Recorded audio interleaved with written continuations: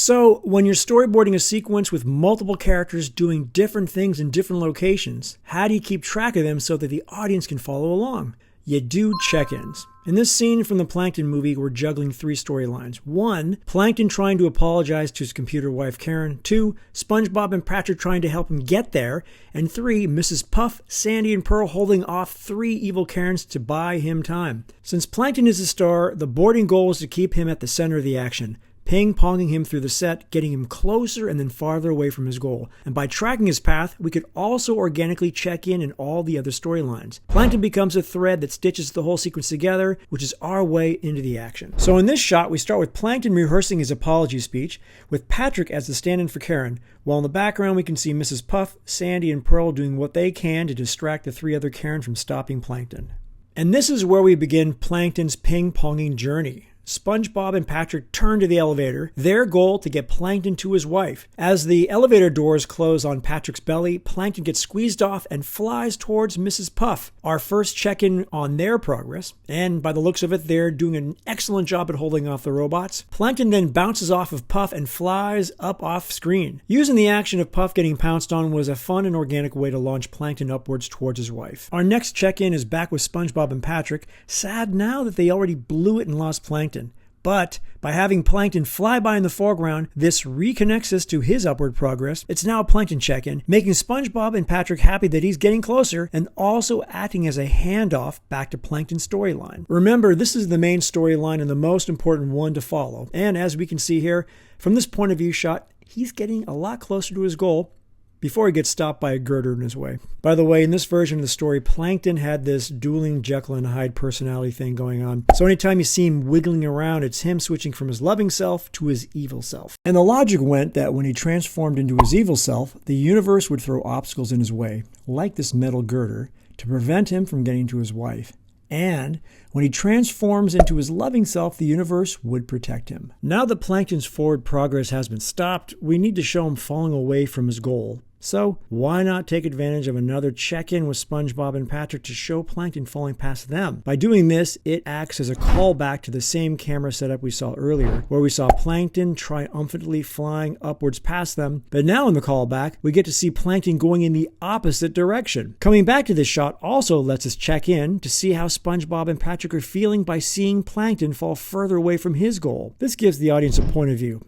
Not literally a point of view like we're looking through a character's eyes, but a point of view in how to feel about what's happening now. And they look worried. Remember, all the characters are in this together, and Plankton's failure is also their failure. So, knowing how to feel helps the audience know how to feel. And we wouldn't have learned any of this if we had just shown Plankton falling in a shot with no other characters witnessing and reacting to this event. Okay, back to our falling hero who just transformed back to his loving self, and now is moving away from his goal, which helps raise the stakes. And remember the story logic? When Plankton transforms back into his loving self, the universe steps in and helps out. So what's a fun and organic way to stop his fall? By having him land on a comfy pillow made by the Bikini Bottom Pillow Factory.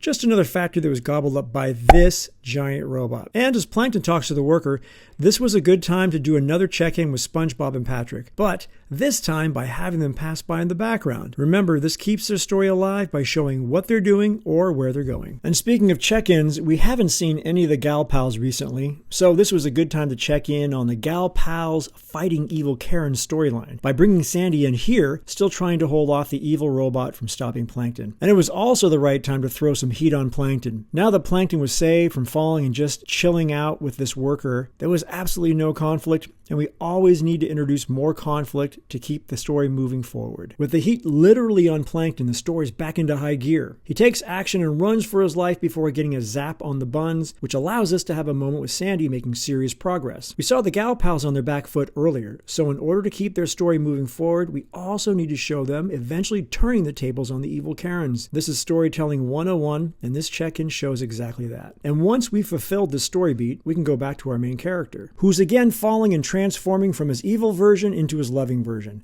And you know what that means? Somehow he'll be saved from slamming into the ground. And this whip pan down to the ground confirms he will go splat if he isn't saved somehow. And it's also a payoff and check-in on the fate of the pillow delivery truck driver and factory worker. We saw them both fall off the road earlier, but we never showed what happened to them. And this shot of them hitchhiking for a ride answers that question, and that's why it's called a payoff. We're paying off what had been set up earlier. And once that story beat is done, this was a great opportunity to check in with Mrs. Puff. How is she turning the tables on the robot? By pillow fighting her way to success. Once I had figured out the pillow factory idea and the delivery truck plummeting off the road, I thought this would be a fun and organic way for the gal pals to get the upper hand by using the scattered pillows as a weapon against the robots. This way, a one-off pillow gag becomes more purposeful by adding to the storytelling. The pillows become even more purposeful by being a device that saves Plankton from going splat. Remember that Plankton is the thread that stitches the storylines together by intertwining himself through all the different character action beats. But it's not just intertwining himself so we can check in on the other character storylines. It's to use these storylines to propel him closer to his goal of getting to his wife. That means we need to find a fun and creative way to get him skybound through the gal pals fighting the robots. I wanted Plankton to fall into this shot and get unintentionally hit by the pillow as Mrs. Puff wallops the robot.